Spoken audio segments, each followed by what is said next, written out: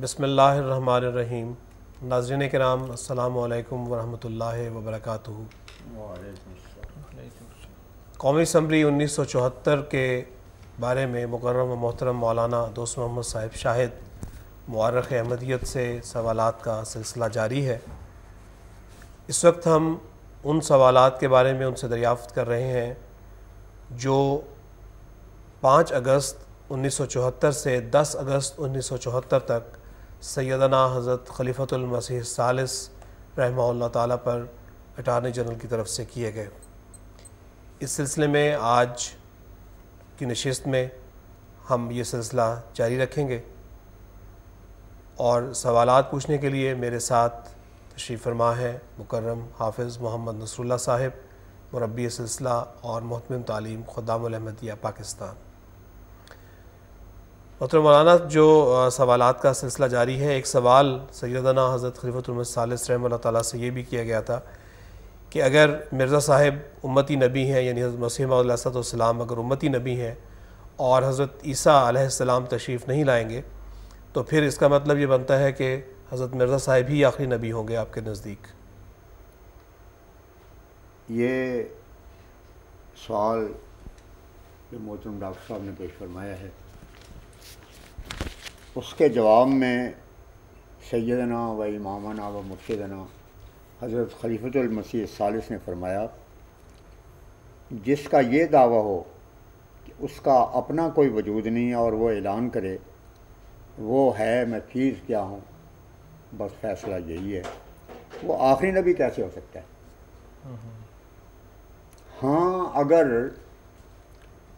حضرت عیسیٰ موسوی امت کے نبی دوبارہ آ جائیں تو وہ یقیناً آخری نبی ہوں گے،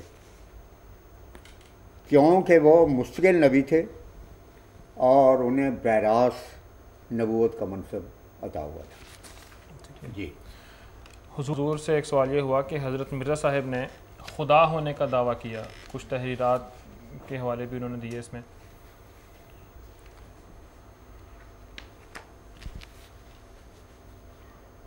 حضور نے اس کے جواب میں یہ ارشاد فرمایا کہ آپ کی طرف سے منسوب حوالہ میں جس کشف کا ذکر ہے اس کی تعبیر خود حضرت مسیح موعود علیہ السلام نے اپنے قلم سے بیان فرما دی ہے اور بتایا ہے کہ اس کا مقصد یہ ہے کہ میرے ذریعے سے دنیا میں ایک زبردست روحانی انقلاب برپا ہوگا اور یہ ایسا عظیم الشان اور عالمی ہوگا کہ گویا زمین و آسمان ہی بدل جائیں گے۔ یہ حضور کے اس سوال کا جواب ہے۔ اب میں آپ کی اجازت سے حضرت مسیح موعود علیہ السلام کی وہ عبارت آپ کے سامنے رکھنا چاہتا ہوں جس میں حضور نے خود اپنے الفاظ میں اس کشف کے معنی بیان کیے۔ حضور فرماتے ہیں، چشمہ مسیح صفحہ 35 کے حاشیے پر، ایک دفعہ کشفی رنگ میں نے نئی زمین اور نیا آسمان پیدا کیا اور پھر میں نے کہا کہ آؤ اب انسان پیدا کریں۔ اس پر نادان مولویوں نے شور مچایا کہ دیکھو اب اس شخص نے خدائی کا دعویٰ کیا ہے، حالانکہ اس کشف کا مطلب یہ تھا کہ خدا میرے ہاتھ پر ایک ایسی تبدیلی پیدا کرے گا کہ گویا آسمان اور زمین نئے ہو جائیں گے اور حقیقی انسان پیدا ہوں گے۔ پھر کشتیوں میں فرماتے ہیں، خدا نے ارادہ کیا ہے کہ وہ نئی زمین اور نیا آسمان بنا دے۔ وہ کیا ہے نیا آسمان اور کیا ہے نئی زمین؟ نئی زمین سے وہ پاک دل مراد ہیں جن کو خدا اپنے ہاتھ سے تیار کر رہا ہے، جو خدا سے ظاہر ہوئے اور خدا ان سے ظاہر ہو، اور نیا آسمان وہ نشان ہیں جو اس کے بندے کے ہاتھ سے اسی کے اذن سے ظاہر ہو رہے ہیں۔ پھر حقیقت الوحی میں فرماتے ہیں کہ ہر ایک روحانی مسئلے کے وقت میں روحانی طور پر نیا آسمان اور نئی زمین بنائی جاتی ہے۔ جی جزاک اللہ۔ ایک آئینہ کمالات اسلام کے حوالے سے یہ الزام عموماً دہرایا جاتا ہے کہ حضرت مسیح موعود علیہ السلام نے مسلمانوں کو ذریت البغایا کہہ کر گالی دی ہے. یہ سوال حضور پر بھی وہاں کیا گیا. جی اس کا جواب حضور نے کیا عطا فرمایا؟ حضور نے اس کا بڑا واضح اور جامع اور مختصر جواب یہ ارشاد فرمایا کہ اس میں متعصب اور متشدد عیسائیوں کی نسبت پیش گوئی ہے کہ وہ ہرگز اسلام نہیں لائیں گے، اور یہ معنی خود حضرت مسیح موعود علیہ السلام کے الفاظ سے بالکل واضح ہوتے ہیں. اس لیے کہ حضرت مسیح موعود علیہ السلام نے لکھا ہے کہ اللہ ذریت البغایا اللہ زینہ خاتم اللہ علی قلوب.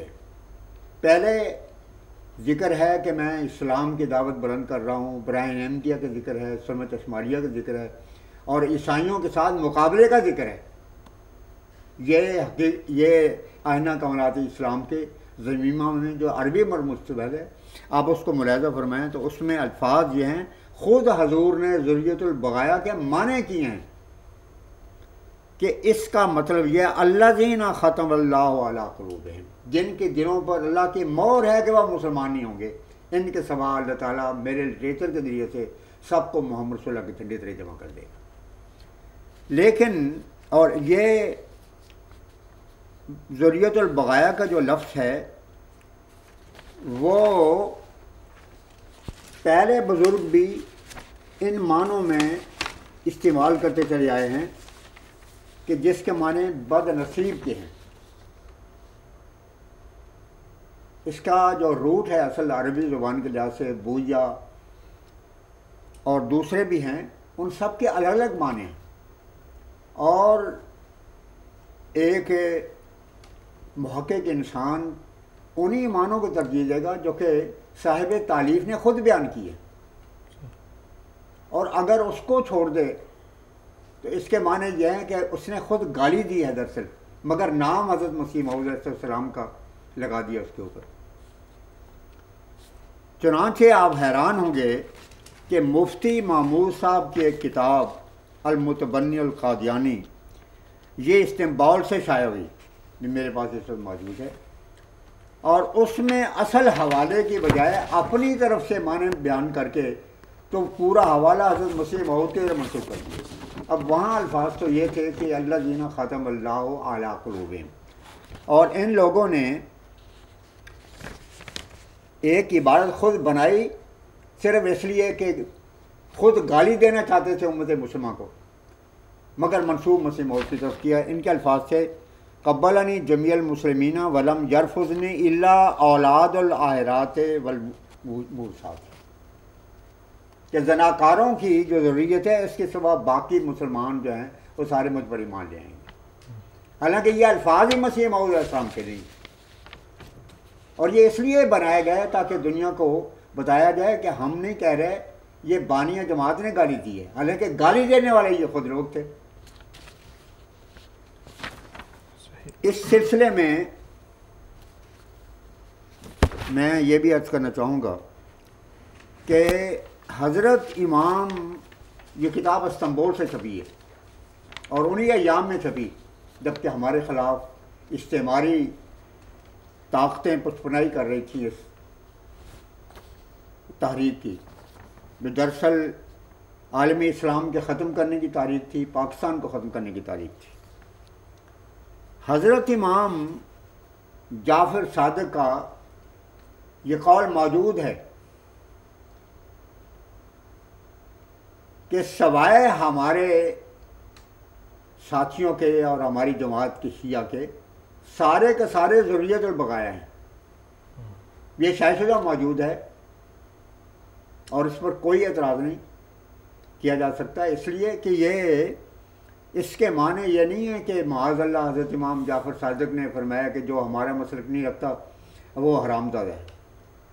کوئی بھی شریف النفس انسان ایک امام عالی مقام کی طرف یہ معنی منسوخ نہیں کر سکتا. لیکن ان لوگوں کو دل میں چونکہ بغض ہے عالم اسلام کے خلاف، وہ بغض وہ مسیح موعود کے نام سے اس کو شعلہ جوالہ بنانے جاتے ہیں، اور اس کا ثبوت یہ وہی کتاب ہے جو کہ مفتی محمود صاحب سے میں نے آپ کے سامنے پیش کی ہے، کہ خود عبارت بنا کے مسیح موعود کی طرف منسوخ کی ہے، حالانکہ مسیح موعود علیہ السلام کا تو کھلا یہ بات ہے کہ ہمیں کچھ کی نہیں بھائیو، نصیحت ہے غریبانہ، کوئی جو پاک دل ہوے دل و جان اس پہ قربان ہے۔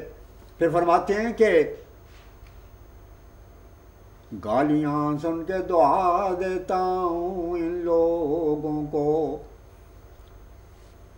رحم ہے جوش میں اور غیظ کٹایا ہم نے۔ ایک دفعہ حضرت مسیح موعود علیہ السلام کے مجلس میں کسی گاؤں کے ایک نئے ہونے والے نمبردار نے یہ فریاد کی کہ حضور احمدی ہونے سے پہلے تو میری بڑی عزت تھی، بڑا احترام کیا جاتا تھا، اور پبلک کی نگاہیں مجھ پر تھیں محبت کی، اور اب جہاں جاتا ہوں گالیوں کی سوا کوئی بات نہیں ہے۔ حضور نے اس کے جواب دینے کے بجائے حضور گھر تشریف لے گئے اور ایک بہت بڑا بنڈل حضور ہاتھ میں لیے ہوئے واپس تشریف لائے، جو بے رنگ لفافوں کا تھا، اور وہ ان کے سامنے رکھا اور کہا کہ میاں بات یہ ہے کہ اس قوم نے اس موعود کو بھی نہیں چھوڑا جسے محمد صلی اللہ علیہ وسلم نے سلام کہنے کے لیے ارشاد فرمایا تھا۔ دیکھیں عجیب بات ہے، اس میں بھی پیش گوئی تھی دراصل، یہ میں نے اس پر غور کیا اور میں اس نتیجے پر پہنچا ہوں، یہ میں عرض کر رہا ہوں کہ یہ پیش گوئی تھی کہ دنیا تو گالی دے گی اور اسلام کے بجائے کفر کی طرف اس کو منسوخ کیا جائے گا، لیکن محمد مصطفیٰ احمد مصطفیٰ صلی اللہ علیہ وسلم نے 14 صدیاں پہلے امام مہدی کو بتا دیا تھا کہ فکر نہ کرو، ساری دنیا کی گالیوں کی کوئی حیثیت نہیں، محمد صلی اللہ کی طرف سے تمہیں سلام کیا جاتا ہے۔ تو جسے خدا کا نبی شاہ لاکھ سلام کہتا ہے، کون ہے جو اس کو غیر مسلم قرار دے سکے؟ اور ان گالیوں کی کیا حیثیت ہے جو خدا کے مہدی کو دی جاتی ہے؟ جی اگلا سوال حضرت خلفت المسیح ثالث رحمہ اللہ سے یہ ہوا کہ غیر احمدی بچوں کا جنازہ آپ لوگ کیوں نہیں پڑھتے؟ اس حوالے سے ڈنمارک کے ایک واقعے کا ذکر بھی کیا گیا۔ ہاں، حضور نے اس کا بڑا واضح جواب دیا، فرمایا ہمارا فتویٰ ہے کہ اگر کوئی غیر احمدی مسلمان وفات پا جائے اور احمدیوں کے سوا کوئی اور مسلمان موجود نہ ہو تو احمدیوں پر اس کا جنازہ پڑھنا واجب ہے، یہ موقف ہے ہمارا۔ اس کے مقابل پر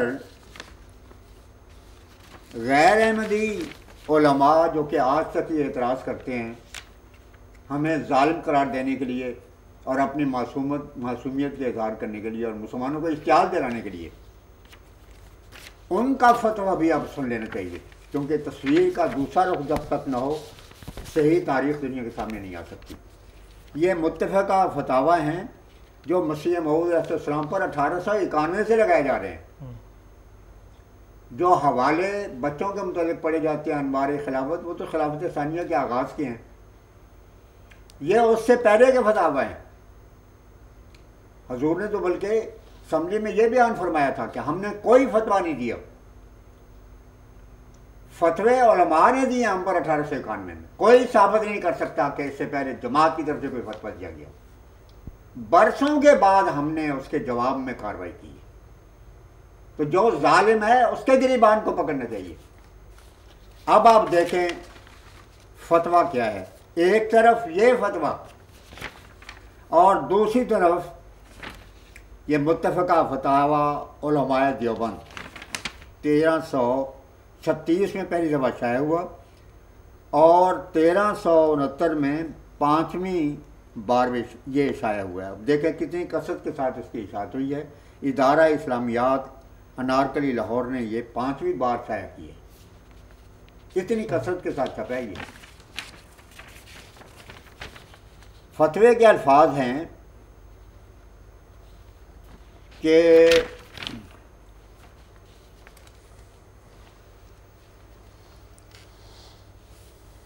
جماعت مرزائیہ مرتد خارج از اسلام ہے. سب مسلمانوں کا اس پر اتفاق ہے اور شرعاً مرتد کا نکاح فسخ ہو جاتا ہے اور اس کی عورت اس پر حرام ہو گئی اور اپنی عورت کے ساتھ صحبت کرے گا وہ زنا ہے. اب دیکھیں کہ یہ فتویٰ کیا ہے. کوئی شریف النفس انسان اس کا تصور بھی کرے تو وہ حیرت میں ڈوب جائے گا. پھر لکھتے ہیں اور ایسی حالت میں جو اولاد پیدا ہوتی ہے وہ ولد زنا ہوگی. اور مرتد جب بغیر توبہ کے مر جائے تو اس پر جنازہ پڑھنا اور مسلمانوں کے قبرستان میں دفن کرنا حرام ہے، بلکہ مانند کتے کے غسل و کفن کے بغیر ہی گڑھے میں ڈالا جائے. یہ فتویٰ ہے. اور یہی بچے کے متعلق صرف یہی نہیں کہ وہ اسی طرح کتے کی طرح ان کو بغیر غسل کے ڈالا جائے، بلکہ کہا ہے کہ جو احمدی بچہ ہے وہ ولد و زنا ہے دراصل. اور اسی فتوے میں یہ لکھا ہے کہ جو شخص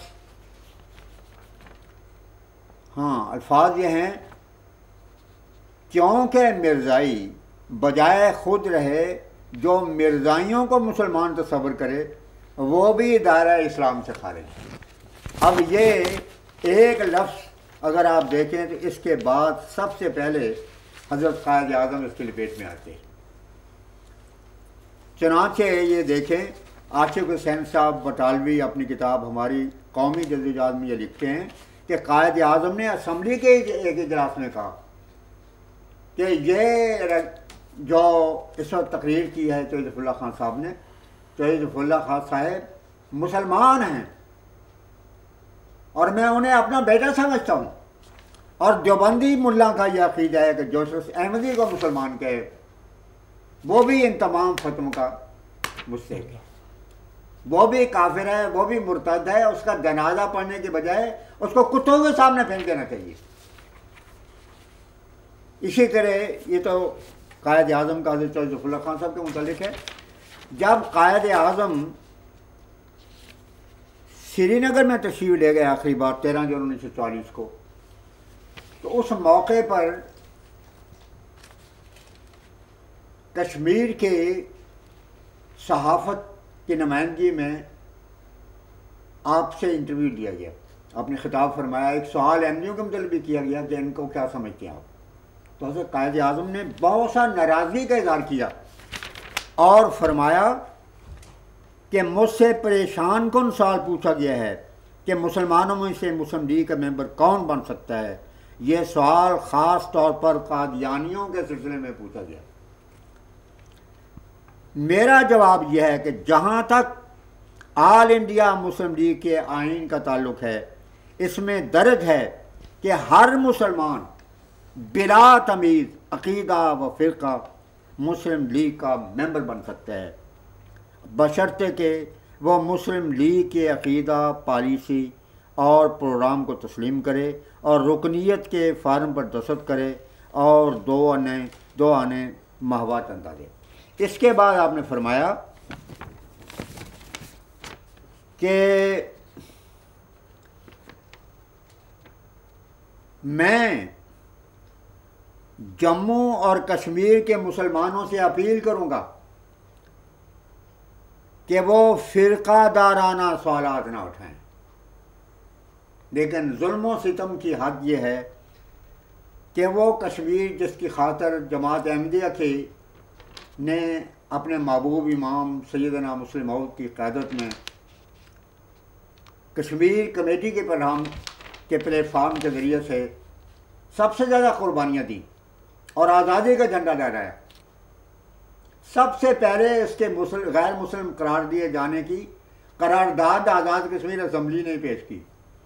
اور پیش کرنے والے سردار عبدالقیوم صاحب تھے، جنہوں نے اپنی کتاب مقدمہ کشمیر میں یہ لکھا ہے کہ میں جب جنگ عظیم کے دوران عرب ملکوں میں تھا تو میرے بڑے تعلقات تھے یہودیوں کے ساتھ، اور اکثر جو میں مشورے دیتا تھا ان پر عمل کرتے تھے۔ تو یہودیوں کے ایجنٹ نے سب سے پہلے کشمیر میں ہی قائد اعظم کی مخالفت کرتے ہوئے حضرت مسیح موعود کی پاک جماعت کو غیر مسلم قرار دینے کی قرارداد پیش کی۔ قائد اعظم نے فرمایا کہ میں جموں اور کشمیر کے مسلمانوں سے کوئی اپیل کروں گا کہ وہ فرقہ دارانہ سوالات نہ اٹھائیں، بلکہ ایک ہی پلیٹ فارم پر ایک جھنڈے تلے جمع ہو جائیں، اسی میں مسلمانوں کی بھلائی ہے۔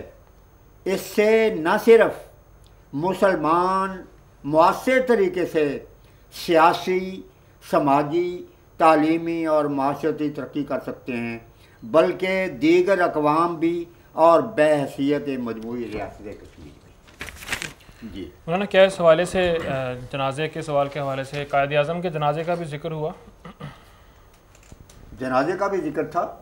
حضور نے، جہاں تک مجھے یاد، اس بارے میں میں حتماً بات نہیں کہہ سکتا، یہ دو ایک معاملات بعض ایسے ہیں، حضور نے اس موقع پر جو بات بیان کی وہ یہی تھی، جہاں تک میری یادداشت کام کرتی ہے، کہ جماعت احمدیہ کا ایک موقف ہے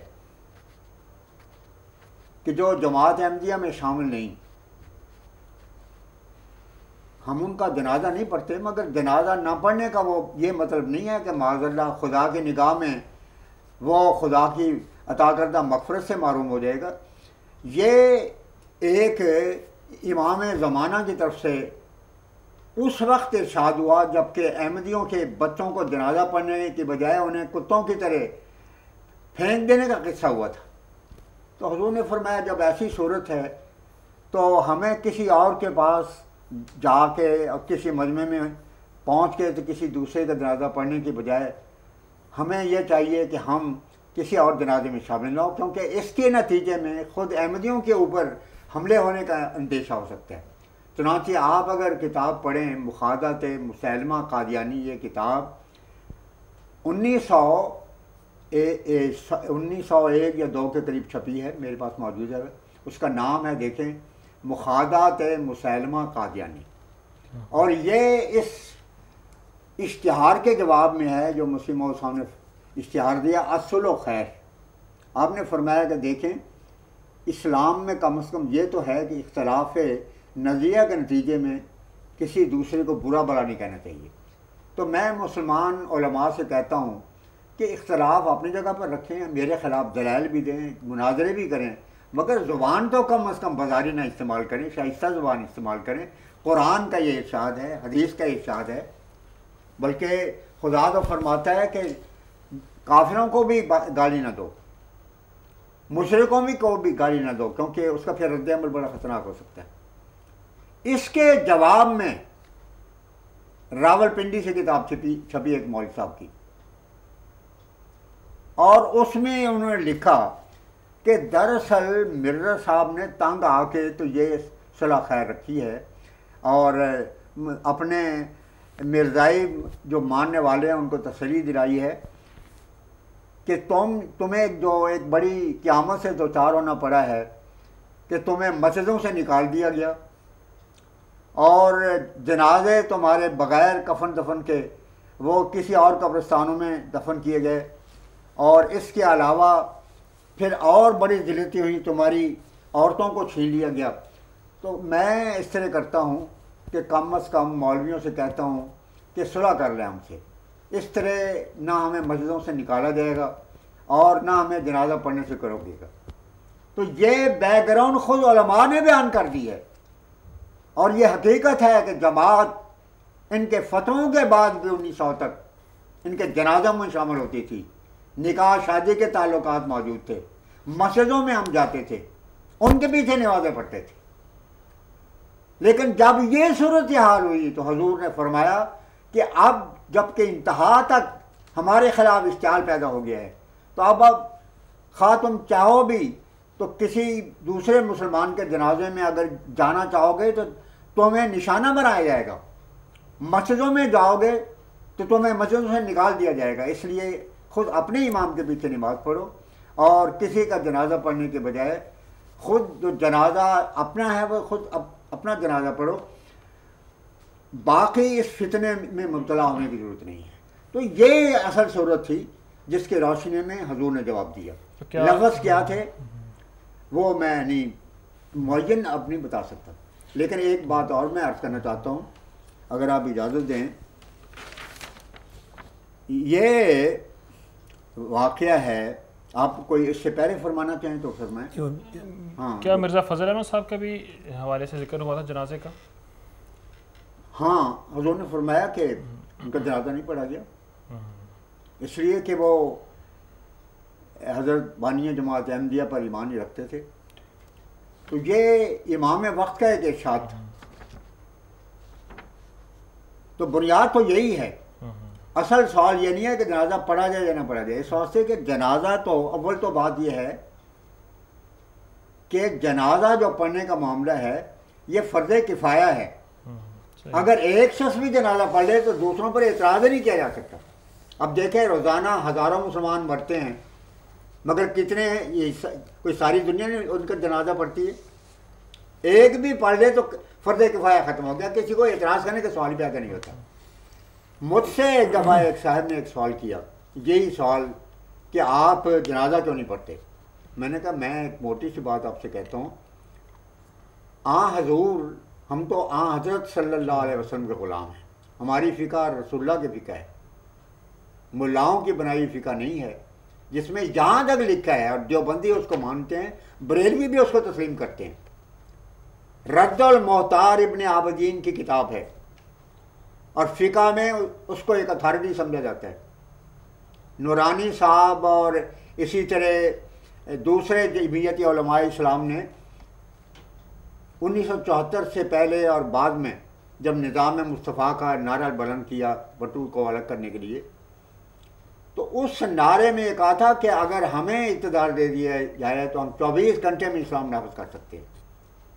اس کے معنی کیا تھے کہ ہم یہ کہیں گے کہ رد المحتار یا فتاوی عالمگیری ہم آرڈیننس کے ذریعے سے جاری کر دیں گے کہ آئندہ جس قدر بھی فیصلے ہوں گے ان کے مطابق ہوں گے۔ تو ایک منٹ میں نظام اسلامی کا یہ فلسفہ دراصل اس کے پیچھے۔ اب رد المحتار میں یہ لکھا ہے، اور دیوبندیوں کے مجدد اشرف علی صاحب تھانوی نے بھی اپنے فتاوی میں اس کو بطور نظیر کے پیش کیا ہے کہ لا راؤفا فکتب الفاتحہ تھا۔ سوال یہ تھا کہ آیا معاذ اللہ یہ خباثت نفس، آپ دیکھیں آپ اس کے پیچھے کیا کام کار فرمائیے۔ یہ پوپ نے جو کچھ بھی کہا ہے اس کے مقابل پر تو اس کی کوئی حیثیت نہیں ہے اس فتوے کی جو دیوبندی اور بریلوی دونوں مانتے ہیں۔ فتویٰ یہ ہے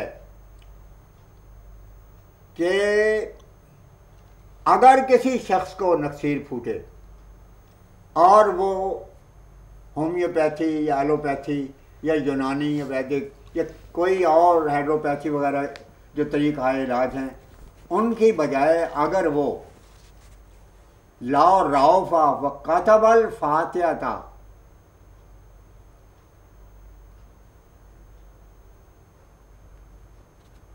اگر نکسیر کی بجائے یعنی نکسیر کے علاج کے لیے اگر وہ کوئی ظاہری علاج کی بجائے خون کے ساتھ سورہ فاتحہ اپنے پیشانی پر لگا دے تو وہ بھی جائے۔ وَأَيْضًا بِالْبَوْلِ، اور اگر سورہ فاتحہ کو معاذ اللہ پیشاب سے لکھ کر لگا دے اپنے پیشانی پر کہ یہ علاج ہو جائے گا اور نکسیر ختم ہو جائے گی، جازا، یہ بھی جائز ہے۔ یہ ہے یہ جو ختم نبوت کے چیمپئن بنے پھرتے ہیں، یہ دیوبندی امت کا عقیدہ ہے اور تمام اہل سنت قرار دینے والے اپنے تئیں یہ ان کا عقیدہ ہے۔ تو ان لوگوں کی نگاہ میں تو کوئی حیثیت ہی نہیں ہے. جو قرآن کو ہی حیثیت دینے والے ہیں ان کو اسلام اور رسول اللہ کی کیا پرواہ ہے. تو میں یہ بتا رہا تھا کہ ہماری فقہ یہ فقہ نہیں ہو سکتی جس طرح کے شاعر مشرق ڈاکٹر سر اقبال نے بھی فرمایا ہے، الفاظ و معانی میں تفاوت نہیں ہرگز، ملا کی اذاں اور ہے غازی کی اذاں اور. قرآن تو وہی ہے، اسلام تو وہی ہے، مگر ملا کا اسلام اور ہے، ہمارا اسلام یقیناً اور ہے. کیونکہ ہم جو کچھ کہتے ہیں وہ قال اللہ اور قال رسول کے بنا پر کہتے ہیں. اب میں آپ کو بتا رہا تھا کہ ایک صاحب نے اس پر سوال کیا کہ آپ جنازہ کیوں نہیں پڑھتے. یہ غالباً ضلع فیصل آباد کے ایک سوال و جواب کے مجلس میں یہ بات ہوئی، اور جہاں تک مجھے یاد ہے مولانا محمد اعظم صاحب اکثر اس وقت بطور مربی فرما رہے تھے. میں نے یہ عرض کیا کہ بات یہ ہے کہ ہم تو سنت رسول پر عمل کرتے ہیں. حضرت کے متعلق حدیث سے ثابت ہے کہ حضور اس شخص کا جنازہ نہیں پڑھتے تھے جو قرض دار ہوتا تھا. ایک بہت بڑا قرض امت مسلمہ کا نام یہ ہے کہ حضرت نے فرمایا جب مہدی کا ظہور ہو تو خاتوں میں برف کے تودوں پر بھی جانا پڑے، جانا اور میرا سلام کہنا اور اس کی بیعت کرنا. تو یہ قرض ہے محمد عربی وسلم کا ہر مسلمان کے لیے. تو ہم جنازہ نہیں پڑھیں گے اس شخص کا جو محمد کے قرض کی ادائیگی کرنے کے لیے تیار ہے. احمد نگر کی بات ہے، یہاں مولوی بشیر ٹیکسرے والے ایک ذاکر تھے، انہوں نے شہادت حسین کی شب کو بجائے حضرت امام حسین کا تذکرہ کرنے کے وہ ساری تقریر ہمارے خلاف تھی. یہ خلافت ثانیہ کے آخری دور کی بات ہے. حضرت قاضی صاحب، جانی واحد حسین صاحب اور میں، ہم تینوں اگلے دن اس کے جواب کے لیے بھجوائے گئے. میرے ذمہ یہ سوال تھا کہ شیعہ ذاکر نے یہ کہا کہ اہل سنت والجماعت جو ہیں وہ بھی قادیانیوں کے ساتھ ملے ہوئے ہیں ہمارے خلاف، حالانکہ کبھی بھی کسی قادیانی نے کسی سنی کا جنازہ نہیں پڑھا. یہ بات بھی انہوں نے اشتعال دلانے کے کہی کہ سنیوں کو غیرت آنی چاہیے، ان کا جنازہ نہیں پڑھا جاتا اور پھر وہ ان کے ساتھ ہماری مخالفت میں اس وقت محاذ قائم کیے ہوئے ہیں. تو میں نے اس کے جواب میں جو بات کہی وہ اس سوال کے جواب میں آخر میں یہ عرض کرنا چاہتا ہوں. وہ یہ ہے کہ میں نے تحفۃ العوام پیش کی. یہ بڑی مستند کتاب ہے، غالباً علامہ باقر مدرسی، اس کا ترجمہ لکھنؤ میں چھپا، وہ میرے پاس تھا، اس وقت لائبریری سے لیا گیا تھا. اس میں لکھا تھا کہ اول تو ناسبی کا جنازہ نہیں پڑھنا چاہیے، جس طرح کہ سنی ان کو رافضی کہتے ہیں، اور اس لیے کہتے ہیں کہ امام یہ غالباً اہل بیت میں سے کسی نے واقعہ کربلا کے بعد یہ بات کہی کوفے والے شیعوں کو کہ قد رفضتم الحسین بالکربلاء، کہ تم نے امام حسین کو کربلا میں بلایا اور تنہا کر دیا اور ٹھیک کرا دیا. تو رافضہ کے الفاظ سے رافضی کا لفظ استعمال کیا جاتا ہے دنیا اہل سنت کی طرف سے، اور یہ گالی نہیں ہے بلکہ اہل بیت محمد کا سرٹیفکیٹ ہے صرف ظالموں کے نام. خود بلا کے نواسے کو نبی کے افسوس، موت کے گھاٹ سے پانی کو پلانے والے کی وفا شہر خدا سے نہ حسن سے ایفا، کیسے شیعہ تھے اماموں کے زمانے والے. یہ حضرت چودھری محمد ظفر اللہ خان صاحب نے بیان دیا تھا 1974 میں. اٹارنی جنرل کی طرف سے یہ سوال ہوا کہ حقوق انسانی کی علمبردار بین الاقوامی ایجنسیاں پاکستان میں فوری طور پر اپنے نمائندے بھجوائیں تا احمدیوں پر ڈھائے جانے والے ہولناک مظالم کا بچشم خود مشاہدہ کر سکیں. اس پر اٹارنی جنرل صاحب نے یہ سوال کیا کہ ایسا بیان انہوں نے احمدیوں کے بارے میں تو دے دیا ہے، لیکن کشمیر اور برما اور فلپائن اور ہندوستان میں مسلمانوں پر جو مظالم ڈھائے جا رہے ہیں ان کی نسبت کیوں نہیں دیا؟ حضرت خلیفۃ المسیح الثالث نے پہلے تو یہ جواب دیا کہ چودھری محمد ظفر اللہ خان صاحب کی طرف سے مجھے کوئی ایسا بیان نہیں ملا۔ اس پر اٹارنی جنرل صاحب نے کراس کوشچن جو کیا وہ یہ تھا کہ پاکستانی اخبارات نے شائع کیا ہے اور یہ سارے اخبار میرے پاس موجود ہیں۔ معتبر نائی کا ذکر کرنا ضروری تھا کہ چونکہ پاکستان کے پریس نے جو کہ جھوٹ کا پلندہ ہے اس میں یہ آ چکا ہے، اس لیے یہی اللہ وسایہ صاحب نے جو کچھ لکھا ہے اور جو کتابیں ہمارے خلاف لکھی گئی ہیں خود ہی ڈرامائی طور پر جو جھوٹ اخباروں میں چھپتے رہے اسی کو پھر اپنا مدعا اور بنیاد بنا دی گئی ہے۔ جب پاکستانی اخباروں کا حوالہ دیا اٹارنی جنرل صاحب نے تو حضور جلال میں آ گئے۔ وہ وقت بڑے عجیب تھا اور حضور نے درد اور جوش سے مخلوط لب و لہجے میں فرمایا کہ آپ ان پاکستانی اخبارات کو پیش کر رہے ہیں جنہوں نے ضرب خفیف کے ایک معمولی واقعہ کو انتہائی مبالغہ آرائی اور غازیانہ رنگ میں پیش کرتے ہوئے یہاں تک کہا کہ گویا نشتر کالج ملتان کے معصوم طلبہ پر روا کے ہزاروں احمدیوں نے حملہ کر کے ان کی زبانیں تک کاٹ ڈالیں، اور پھر وہ زبانیں اس دن ایبٹ آباد غالباً اس کے مولویوں نے اپنی تقریروں کے دوران عوام کو بھی دکھلائی۔ پھر انہی اخبارات نے یہ سفید جھوٹ بولا کہ گوئے یہ سب کارروائی میرے حکم پر ہوئی ہے اور میں وہ شخص ہوں جو تعلیم الاسلام کالج کا 21 برس تک پرنسپل رہا۔ اس دوران کالج میں غیر احمدی بچوں کی اکثریت رہی، لاہور میں بھی اور روا میں بھی۔ میں نے ان احراری معاندین کے بیٹوں کو بھی ان کی فیس کو معاف کر کے داخلہ دیا جنہوں نے لاہور میں 1953 کی ایجیٹیشن میں حصہ لیا اور ہمارے کالج پر سنگباری کی۔ کئی غیر احمدی طلباء کو میں نے اپنی جیب سے خرید کر سویابین فراہم کی اور بیماری کی صورت میں کئی راتیں ان کے تیمارداری میں گزار دی۔ آخر میں مجھے کہنا ہے کہ آپ کا پیش کردہ منظومہ بیان آپ ہی کے اعتراف کے مطابق میرا نہیں چودھری محمد ظفر اللہ خان صاحب کا ہے، اس لیے یہ سوال انہی سے کرنا چاہیے۔ میں ظفر اللہ خان نہیں ہوں، میں خلیفۃ المسیح ہوں۔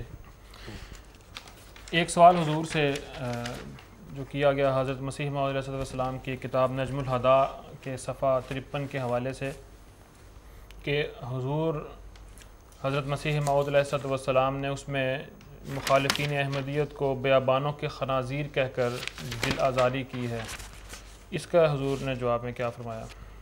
بہت پیارا جواب تھا۔ فرمایا کہ یہاں بد زبان پادری مراد ہے۔ اصل کتاب دیکھیں تو پادریوں کا ذکر ہو رہا ہے، لیکن یہ تو بڑا مختصر مگر جامع جواب تھا۔ مزید میں نوجوانان احمدیت کے اضافہ علم کے لیے یہ بات عرض کرنا چاہتا ہوں کہ ہمیشہ یہ طریق رہا ہے کہ ایسے عبارتیں جو کہ اسلام کے دشمنوں کے متعلق تھیں، احراری علماء ان کو مسلمانوں پر تسپان کر کے اشتعال پیدا کرتے ہیں۔ خود یہ واقعہ میرے سامنے ہوا اور یہ واقعہ غالباً راولپنڈی کا ہے۔ آر کانفرنس میں شجابادی صاحب کی ایک تقریر تھی اور اس میں کہا کہ دیکھو مسلمانوں، یہ مرزا صاحب نے 1000 لعنت ہم پر بھیجی ہے، لعنت لعنت لعنت، یہ دیکھ لو یہ اصل کتاب میں کوئی مرزا ہی ہو تو دیکھ۔ اب قصہ یہ ہوا کہ چند سالوں کے بعد، یہ تو خلافت ثانیہ کی بات ہے، خلافت ثانیہ کے وسطی دور کی کہنی چاہیے پاکستان کے لحاظ سے، لیکن اسی دور کے آخر کی بات یہ ہے۔ اس وقت حضرت صاحبزادہ مرزا بشیر احمد، حضرت صاحبزادہ مرزا شریف احمد صاحب رحم اللہ تعالیٰ ہمارے پیارے امام کے دادا اور مبشر اولاد میں سے خدا کے شعروں میں سے بہت عظیم شعر جن کے متعلق بے شمار خدائی بسارتے ہیں. ان دنوں آپ ایڈیشن ناظر اسحاق ارشاد تھے. اس وقت دعوت و تبلیغ کے ناظر کے نام سے یاد کیا جاتا تھا. حضرت میاں صاحب کی طرف سے مجھے یہ ارشاد آیا کہ دنیا پور میں لال حسین صاحب اختر کی تقریریں ہو رہی ہیں اور بڑا اشتعال پھیل رہا ہے، تو تمہیں حضور نے اجازت دے دی ہے. فوراً وہاں پر پہنچا. میرا دفتر اس وقت بیت مبارک کے بالکل ساتھ تھا اور میں اور میرے بچے اسے دارالنصر میں رہتے تھے. جس وقت یہ ارشاد موصول ہوا میں نے حضرت مسلم موعود کے خطبے میں یہ لکھا کہ یہ ارشاد میاں صاحب کا ملا ہے اور چونکہ حضور کی اجازت اس میں موجود ہے تو میں عاجزانہ طور پر درخواست کروں گا کہ میری اہلیہ بیمار ہیں شدید، تو حضور ان کی شفا یابی کے لیے دعا کریں اور اب میں اسٹیشن کی طرف روانہ ہوں. اللہ تعالیٰ کا فضل تھا. جب میں آیا تو میری اہلیہ بالکل شفا یاب تھی اللہ تعالیٰ کے فضل سے. بہرحال میں گھر بھی نہیں گیا، کپڑے بھی نہیں تھے میرے پاس، اور انہی کپڑوں میں اسٹیشن پر پہنچا اور ملتان رات رہا. اس وقت امیر جماعت ڈاکٹر ہمارے چودھری عبدالحفیظ صاحب کے والد تھے. چودھری صاحب، اس کو نام یاد آئے گا تو میں عرض کروں گا، بہت ہی بزرگ انسان. ان کے پاس پہنچا. انہوں نے کہا کہ صبح سویرے میں اپنی گاڑی پہ تمہیں وہاں دنیا پر پہنچاؤں گا. لیکن میں نے ان کے بیٹے جو اس وقت ایڈوکیٹ تھے اور اب بھی ہیں، اس وقت پریکٹس کر رہے تھے، میں نے ان سے کہا کہ جس طرح بھی ہو سکے جانے سے پہلے ہمیں اجازت لینی چاہیے لاؤڈ اسپیکر کی. ہم لوگ اگلے دن گئے اور مجسٹریٹ صاحب جو موجود تھے بہت شریف کہنے لگے کہ اجازت کی ضرورت نہیں ہے، کوئی دفعہ 144 تو نافذ نہیں ہے، کسی صوبے میں ہی نہیں ہے اور ملتان کے ضلع کا سوال ہی پیدا نہیں ہوتا. تو میں نے پھر یہ عرض کی کہ اس کے باوجود آپ کا احسان عظیم ہوگا اگر ہمیں اجازت دیں. یہ قانون کی خلاف ورزی تو نہیں ہوگی لیکن یہ ہمارے لیے تسکین کا موجب ہوگا، بابرکت بات ہوگی. یہ بات ان کو بہت پسند آئی، ہمیں اجازت دے دی. ہم چلنے لگے تو فیض صاحب کے والد نے چلنے سے پہلے مجھے 2 جوڑے راتوں رات انہوں نے بنوائے، کیونکہ انہیں پتہ چل گیا تھا کہ میں بس تنہا اسی طرح پہنچا ہوں کہ کوئی چیز ہی نہیں تھی میرے پاس. اتنا اخلاص تھا ان بزرگوں میں. اچھا، وہاں جب شروع ہوا یہ جلسہ، اس وقت مرحوم چودھری محمد اسلم صاحب، یہ ہمارے جو مربی ہیں سلسلہ احمدیہ کے، ان کے والد شیخ نعیم صاحب کے، شیخ نعیم صاحب مربی سلسلہ عالیہ احمدیہ، ان کے والد فرشتہ خسرت بزرگ، ان کی صدارت میں جلسہ شروع ہوا اور ابھی تلاوت ختم نہیں ہوئی تھی کہ بڑے بڑے داڑھیوں والے علماء اور ایک ہجوم سامنے آ گیا اور اس کے ساتھ انسپیکٹر پولیس اور دوسرے سپاہی بھی ساتھ تھے. جاتے ہی انہوں نے چودھری محمد اسلم صاحب کو بلایا. وہ اٹھ کے گئے، کہنے کہ جی آپ کو کس نے اجازت دی ہے، آپ لاؤڈ اسپیکر نہیں لگا سکتے. بڑے فریش آدمی تھے. کہنے لگے کہ وہی قانون جو کہ آراری علماء کے لیے ہے وہی ہمارے لیے، ہم بھی پاکستان کے رہنے والے ہیں، انہوں نے کون سی اجازت لی ہے؟ کہنے کہ نہیں تم اقلیت میں ہو، تمہیں اجازت لینی چاہیے تھی. اسی وقت انہوں نے کہا کہ حضور ہم اجازت لے کے آئے. بس یہ کہنا تھا کہ ان کے جو سارے اوسان خطا ہو گئے، پھر فوراً چلے گئے. وہ اچھا، اس کے دوران میں نے اس سوال کو بھی لیا، اور بھی بہت سی باتیں ہیں مگر وہ اپنے وقت پہ میں بیان کروں گا کسی اور موقع پر، اس کا کوئی تعلق اس وقت نہیں ہے۔ یہ حوالہ بھی پیش کیا یہاں پر کہ مسلمانوں ہزار لعنتوں پر بھیجیے میر صاحب نے، حالانکہ دنیا پر کو تو مسیح موعود علیہ السلام جانتے نہیں تھے، یہاں پر تشریف لائے، نہ کسی کو خطاب کر سکتے تھے، نہ کیا تھا، تو وہ پادریوں کے نام تھا، اور اس میں لکھا ہے نور الحق میں کہ پادری عماد الدین کا دعویٰ یہ ہے کہ میں قرآن مجید کوئی حیثیت نہیں رکھتا، میں عربی زبان میں قرآن سے بڑھ کر لکھ سکتا ہوں۔ تو حضور نے عربی میں رسالہ لکھا نور الحق، اور فرمایا کہ میں محمد صلی اللہ کا ادنیٰ ترین غلام ہوں اور قرآن کا خادم ہوں، یا تو تم اس عربی رسالے کا عربی میں جواب دو، اور اگر نہ جواب دو اور نہ گالیوں کو چھوڑو رسول عربی وسلم کے خلاف جو تم بکواس کر رہے ہو، تو پھر خدا کی ہزار لعنتوں پر۔ یہ اصل بات تھی۔ میں نے وہ سارا حوالہ اور اصل کتاب دکھائی، میں نے کہا کہ ہم لوگ تو عاشق رسول ہیں،